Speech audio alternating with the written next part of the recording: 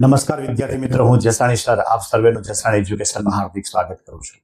આજે આપણે standard 12 science subject physics જેમાં ચેપ્ટર બીજું વિદ્યુત સ્થિતિમાન અને કેપેસિટન્સ.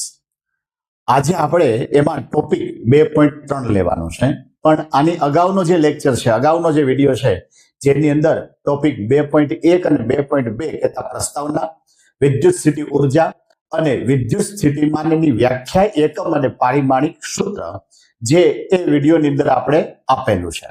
આજે આપણે જોવું છે 2.3 વિદ્યુત સ્થિતિમાન. આની થિયરી જોવાની છે, આને લગતા જે કાંઈ એક્ઝામ્પલ છે તે, અને એમસીક્યુ.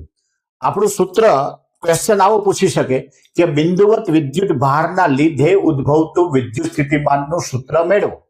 તમને 2 અથવા તો 3 માર્કમાં આ ક્વેશ્ચન પૂછે તો તમે ઘણા બધા સમય આમાં આપી અને આ ક્વેશ્ચન તૈયાર કરો, પરંતુ એની લખવાની જે પેટર્ન છે એ પણ આપણી બેસ્ટ હોવી જોઈએ, જેથી કરીને એક્ઝામમાં જો પૂછાય તો પેપર ચેક કરનારો આપણને પૂરેપૂરા માર્ક્સ આપે. એટલે સૌપ્રથમ આપણે આકૃતિ આપે. આપણે આગળના લેક્ચરની અંદર જોયું કે ભાઈ એક તો સ્ત્રોત વિદ્યુત ભાર જોઈએ. આ સ્ત્રોત વિદ્યુત ભારને ઉગમ બિંદુ પર મૂકવાનો છે. પરીક્ષણ વિદ્યુત ભાર એટલે જેની વેલ્યુ નાની છે એને આપણે ક્ષેત્રની અંદર લઈ આવો છે. તો અહીંયા ઉગમ બિંદુ પર મેં કેપિટલ ક્યુ વિદ્યુત ભાર મૂક્યો છે. આ ઉગમ બિંદુથી આર જેટલા અંતરે બિંદુ પી છે અને આર ડેશ જેટલા અંતરે બિંદુ આર છે. આ આર અંતરેથી એમ કહેવાય કે એકમ ધન વિદ્યુત ભારને વિરુદ્ધ પ્રકારનું કાર્ય કરીને અહીં સુધી લઈ આવવું છે. તો એ લઈ આવવા માટે કાર્ય કરવું પડે, અને આ થતા કાર્યને એમ કહેવાય કે વિદ્યુત સ્થિતિમાન કહેવામાં આવે છે. એટલે ખાસ કરીને આપણા માટે આકૃતિ મહત્વની છે. આકૃતિમાં દર્શાવ્યા મુજબ ઉગમ બિંદુએ બિંદુવત વિદ્યુત ભાર કેપિટલ ક્યુ મૂક્યો છે. આ કેપિટલ ક્યુ એટલે સ્ત્રોત વિદ્યુત ભાર.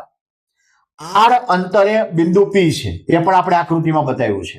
આર ડેશ અંતરે બિંદુ આર છે. આર ડેશ અંતરે બિંદુ આર છે, એટલે આ આર આર ડેશ જેટલા અંતરે છે, બિંદુ પી એ આર જેટલા અંતરે છે. આર આગળ એકમ ધન વિદ્યુત ભાર. એકમ ધન વિદ્યુત ભાર એટલે જેની વેલ્યુ 1 કુલમ હોય. લાગતું બળ, અહીંયા કોઈ વિદ્યુત ભાર છે જેની વેલ્યુ 1 કુલમ છે, એના પર કેટલું બળ લાગે? તો કે સદિશ F બરાબર capital K capital Q small q upon r dash નો સ્ક્વેર r કેરેટ. હવે ઘણી વખત અહીંયા સદિશ કરે છે, અહીંયા આ r કેરેટ કરતા ભૂલી જાય તો પણ માર્ક્સ કપાય છે. હા, કદાચ ભૂલી ગયા તો અહીંયા પણ ન થાય તો જરૂરી છે. અહીંયા તમે સદિશ બતાવો છો એટલે ફરજિયાત તમારે અહીંયા r કેરેટ બતાવવું પડે, અને આખા ક્વેશ્ચનની અંદર આ સદિશ જરૂરી છે. હવે આ બળ શું કામ કરે? તો કે આ બળ વિરુદ્ધ ડેલ્ટા આર ડેશ જેટલું સૂક્ષ્મ સ્થળાંતર કરવા માટે કરવું પડતું કાર્ય. શું કામ? એ આપણે 11મા ધોરણમાં કાર્ય ઉર્જા પાવરની અંદર શીખાશે કે અહીંથી લઈને અહીંયા સુધી અંતર ઘણું બધું હોય, તો એમ કહેવાય કે એમાં બળમાં ફરક પડે. તો આપણે તો ચલ બળ નહીં, અચળ બળ વડે થતું કાર્ય આપણે માટે મહત્વનું છે, એટલે આના સૂક્ષ્મ ખંડ કરવા પડે. એટલે આપણે એમ કીધું કે આ સૂક્ષ્મ સ્થળાંતર માટે જે કઈ કાર્ય મળશે એ પણ આપણને સૂક્ષ્મ મળશે. જો અહીંયા આ સૂક્ષ્મ કાર્ય એટલે delta W F dot delta R બે ઉપર સદિશ છે, આ અદિશ છે. હવે સદિશ છે અને ડોટ હોય એટલે એમ કહેવાય કે કોસ થીટા.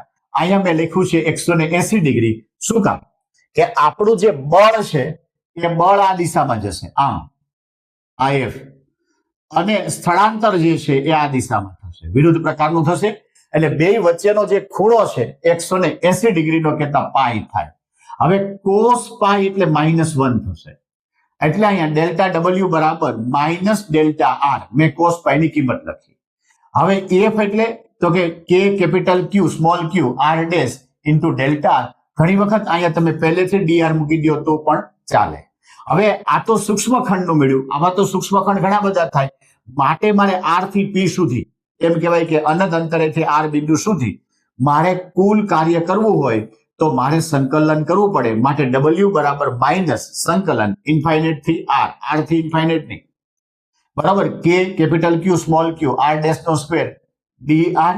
હવે આમાંથી આ જે સ્મોલ ક્યુ છે જે ગતિ કરતો તો જેની વેલ્યુ ઓછી છે એને હું છેદમાં લઈ આવ્યો, એટલે આવું સૂત્ર બની ગયું ડબલ્યુ ના છેદમાં ક્યુ બરાબર માઇનસ ઇન્ફાઇનાઇટ થી આર કે ક્યુ અપોન આર ડેશ નો સ્ક્વેર ડીઆર. હવે આ કે ક્યુ અચળ છે એટલે મેં બહાર લઈ લીધા, માઇનસ કે ક્યુ. સંકલન કોનું થાય તો કે સંકલન 1/r ડેશ નો સ્ક્વેર ઇન્ટુ dr, એટલે એનું સંકલન આપણને મળે -1/r, આવું સંકલન મળે. ઘણા વિદ્યાર્થીને આ સંકલન પણ ન આવડતું હોય તો જરૂરથી કોમેન્ટ કરજો, તો એના પરનો પણ આપણે વિડીયો આપશું. અહીંયા લિમિટ આપી છે, અહીંયા r છે, અહીંયા ઇન્ફાઇનાઇટ છે. હવે જુઓ, r ની એક વખત કિંમત r મૂકવાની, r ની એક વખત કિંમત ઇન્ફાઇનાઇટ મૂકવાની છે. તો w ના છેદમાં q એટલે v થાય, જે આપણે પહેલા લેક્ચરમાં જોયું, બરાબર -kq. અહીંયા એકવાર કિંમત r મૂકી, માઇનસ માઇનસ પ્લસ થઈ ગયા, પ્લસ 1/ઇન્ફાઇનાઇટ. 1/ઇન્ફાઇનાઇટ એટલે 0 થાય. એટલે હવે આપણી પાસે 1/r વધ્યું ના માઇનસ વધ્યું, અહીંયા માઇનસ માઇનસ પ્લસ kq/r, માટે આપણને સૂત્ર મળ્યું v બરાબર kq/r. v બરાબર kq/r. તો ઘણી વખત એવું પણ થાય કે આપણે ડેલ્ટા v હોય તો ડેલ્ટા v એટલે વિદ્યુત સ્થિતિમાનનો તફાવત, તો પણ kq/r જ લખી શકાય. હવે અહીંયા જો q ધન હોય તો સ્થિતિમાન ધન મળે, q ઋણ હોય તો સ્થિતિમાન ઋણ મળે છે. એટલે 2 અથવા તો 3 માર્કની અંદર તમને પ્રશ્ન પૂછે તો આ જ મેથડથી આપણે લખવો પડે. પહેલા આકૃતિમાં શું આપણે કર્યું તે, પછી બળનું સૂત્ર, પછી સૂક્ષ્મ સ્થળાંતર, એ સૂક્ષ્મ સ્થળાંતરનું જે કાંઈ સૂત્ર મૂકતા જે કાંઈ વિગત મળી તે, પછી કુલ કાર્ય, અને કુલ કાર્યમાં આપણે સ્થિતિમાનનું સૂત્ર બનાવવાનું, જેના કારણે એમ કહેવાય કે સ્થિતિમાનનું સૂત્ર આપણને મળી શકે. જોજે, વિદ્યુત સ્થિતિમાનની જે આપણે થિયરી ભણી અને થિયરીના અંતે આપણને સૂત્ર મળ્યું v બરાબર kq/r. તો આ સૂત્રને લગતા એક્ઝામ્પલ અને એમસીક્યુ, તો કે આપણા ઉદાહરણની અંદર 2 એક્ઝામ્પલ છે, એકમાં જ 2 છે. એમાં પહેલું છે 4 × 10⁻⁷ કુલમ, એટલે જેને મેં વિદ્યુત ભાર કહી દીધો. વિદ્યુત ભારથી 9 સેન્ટીમીટર અંતરે, એટલે r બરાબર 9 સેન્ટીમીટર, સેન્ટીમીટરને મારે મીટરમાં કન્વર્ટ કરવા પડે, એટલે 9 × 10⁻² મીટર દૂર રહેલા p બિંદુએ વિદ્યુત સ્થિતિમાનની ગણતરી કરો. તો p બિંદુએ વિદ્યુત સ્થિતિમાન, તો આપણી પાસે આ સૂત્ર છે v બરાબર k કેપિટલ q/r. હવે ઘણી વખત અહીંયા સ્મોલ q કરો તો કોઈ ફરક નહીં પડે, બરાબર. k એટલે 9 × 10⁹, કેપિટલ q એટલે 4 × 10⁻⁷, અને r એટલે 9 × 10⁻². આ ઉડી ગયા બે, આ 2 ઘાત ઉપર આવે એટલે પ્લસ 9 ને 2 11, 11 માંથી 7 જાય એટલે ઘાત કેટલી વધે 4, અને આ 4 તો છે જ, માટે આપણને આન્સર મળ્યો 4 × 10⁴ વોલ્ટેજ. આમાંનામાં બી છે કે તે પરથી એટલે આ v નો ઉપયોગ કરવાનો, તે પરથી 2 × 10⁻⁹ કુલમ વિદ્યુત ભારને અનંત અંતરેથી p બિંદુએ લાવવા માટે કરવું પડતું કાર્ય. એટલે અહીંયા v તો આપણને આગલા દાખલાનો આન્સર આપ્યો છે, સ્વતંત્ર પૂછે તો તમને v આપી દે. 4 × 10⁴ વોલ્ટેજ, q કેટલો છે 2 × 10⁻⁹. આપણી પાસે સૂત્ર હતું v બરાબર w ના છેદમાં q. તો મારે w જોતું હોય તો w બરાબર v × q, બરાબર. એટલે આપણે ડાયરેક્ટ સૂત્ર લખ્યું w બરાબર v × q. v કેટલો છે 4 × 10⁴, q કેટલો છે 2 × 10⁻⁹. 4 × 2 એટલે 8, 9 માંથી 4 જાય એટલે 5, એટલે -5 જૂલ. હવે ઘણી વખત અહીંયા ન્યૂટન મીટર પણ ઘણા લખી નાખે તો પણ તમારો માર્ક કપાય નહીં. એટલે આ એક્ઝામ્પલ આ જ રીતે આપણે ગણવું પડે. તમારે મેઇન ડેટા આપવાના, સૂત્ર મૂકીને ગણવાનું, રકમ લખવાની નથી. વધીને 2 માર્કમાં આ એક્ઝામ્પલ ગણાય છે. આને લગતા એમસીક્યુ છે, સેમ આ જ છે 22માં પૂછેલું કે 4 × 10⁻⁷ કુલમ વિદ્યુત ભારથી ખાલી જગ્યા અંતરે આવેલ બિંદુ પાસે વિદ્યુત સ્થિતિમાનનું મૂલ્ય 4 × 10⁴ વોલ્ટેજ થશે. માર્ચ 22માં પૂછી લીધો. તો આપણને q આપ્યો છે અને v આપ્યો છે. સૂત્ર થાય v બરાબર કેપિટલ q/r. r ને કરતા બનાવવું તો kq/v. કેની કિંમત યાદ રાખવાની 9 × 10⁹ ગુણ્યા 4 × 10⁻⁷ છેદમાં 4 × 10⁴. માટે એમ કહેવાય કે 4 4 ઉડી ગયા, 9 ને 4 ઓલા 7 ને 4 11, 11 માંથી 9 જાય એટલે 10⁻², આગળ 9 તો એમ જ હતા, માટે 9 સેન્ટીમીટર. 9 સેન્ટીમીટર એક્ઝામ્પલના સ્વરૂપમાં પણ પૂછી શકે. એના પછી એક એમસીક્યુ પૂછાણો છે કે એક ઇલેક્ટ્રોનને ડેલ્ટા v બરાબર 2 વોલ્ટેજ ના વિદ્યુત સ્થિતિમાનના તફાવત હેઠળથી પ્રવેગિત કરવામાં આવે તો તેણે પ્રાપ્ત કરેલી ઉર્જા શોધવાની છે. એટલે પણ આના જેવો એક્ઝામ્પલ છે.